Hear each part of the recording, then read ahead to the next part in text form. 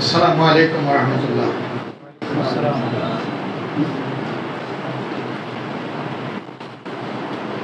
আপনারা সাংবাদিক বন্ধুরা আজকে যারা এখানে সমবেত হয়েছেন, আমরা আমাদের প্রিয় সংগঠনের পক্ষ থেকে আপনাদেরকে অভিনন্দন জানাচ্ছি।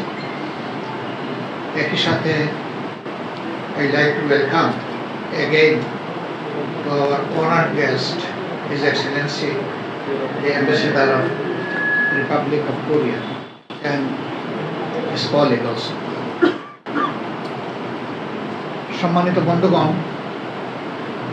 ইতিমধ্যেই আমাদের সংগঠনের নায়েবে আমির জনাব ডক্টর সৈয়দ আব্দুল্লাহ মোহাম্মদ তাহের আপনাদেরকে বলেছেন যে আমরা একসাথে বসেছিলাম, কিছু সময় আমরা একসাথে কাটিয়েছি, দুই দেশের স্বার্থ সংশ্লিষ্ট বিষয় নিয়ে আমরা কথা বলেছি। পাশাপাশি আগামীতে আমাদের এই দুই দেশের সম্পর্ককে আরো কিভাবে একটা চমৎকার পর্যায়ে নিয়ে যাওয়া যায় সেই বিষয়ে আমাদের অভিব্যক্তি উভয়ই আমরা ব্যক্ত করেছি। একই সাথে সম্প্রতি যে গণ অভ্যুত্থান হয়েছে এবং একটি কর্তৃত্ববাদী সরকারের বিরুদ্ধে এদেশের কোনো মানুষের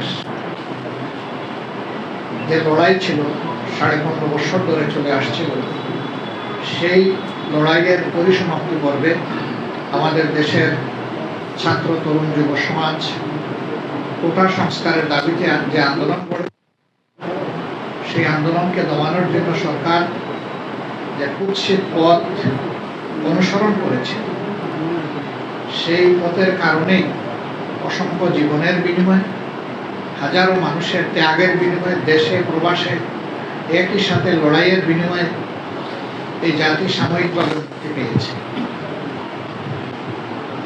এই পর্বে বাংলাদেশ কিভাবে সামনে দেশের জনগণের উন্নতি, নিরাপত্তা এবং অগ্রগতি নিয়ে বিশ্ব সম্প্রদায়ের সাথে কাজ করতে পারে, বিশেষ করে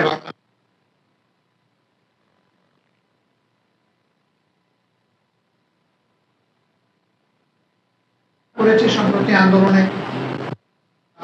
আহত হয়ে তাদের অঙ্গগুলা, মূল্যবান অঙ্গগুলা হারিয়েছেন এবং যারা চোখ হারিয়েছেন অথবা হারাতে বসেছেন, তাদেরকে কোরিয়া তাদের স্বাস্থ্য বিভাগের পক্ষ থেকে কি সহযোগিতা করতে পারে সেই বিষয়গুলো নিয়ে আমরা তাদের দৃষ্টি আকর্ষণ করেছি এবং তারা আমাদেরকে আশ্বস্ত করেছে যে এই ব্যাপারে তারা ভেবে চিন্তে আশা করছেন তারা যে ভালোভাবে আমাদের কিছু সহযোগিতা করতে পারবেন।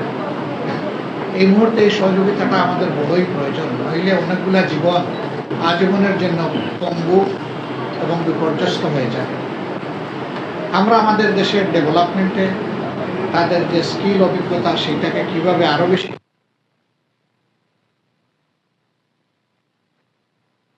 কোরিয়াতে বসবাসরত বাংলাদেশিরা আরো কিভাবে বড় অবদান রাখতে পারেন এবং এদেশ থেকে আরো বেশি স্কিল অ্যান্ড স্কিল ওয়ার্কার কোরিয়ায় যেতে পারেন, সেই বিষয়গুলো আমরা আলোচনায় এনেছি। আমাদের আলোচনা অত্যন্ত চমৎকার হয়েছে, সন্তোষজনক হয়েছে, আমরা আশ্বস্ত হয়েছি। তাদেরও কিছু কথা ছিল, সেগুলো আমরা মনোযোগ দিয়ে শুনেছি এবং সেই জায়গাগুলো আমরা পরিষ্কার করার চেষ্টা করেছি।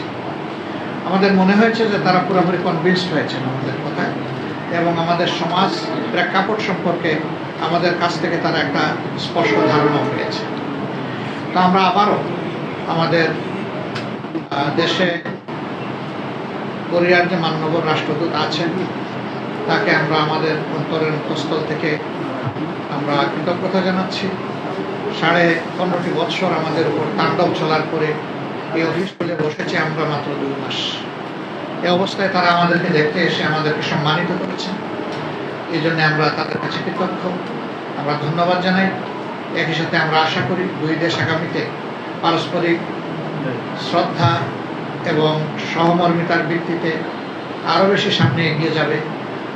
দুই দেশের সম্পর্ক উন্নয়নের একটা চূড়ার দিকে আগাবে, এই প্রত্যাশা ব্যক্ত করে আপনাদের সকলকে, আপনাদের মাধ্যমে জাতিকে আমরা অভিনন্দন জানিয়ে এখানে আমার কথা শেষ করছি। এরপরে আমাদের টেবিল গেস্ট তিনি কিছু বলবেন।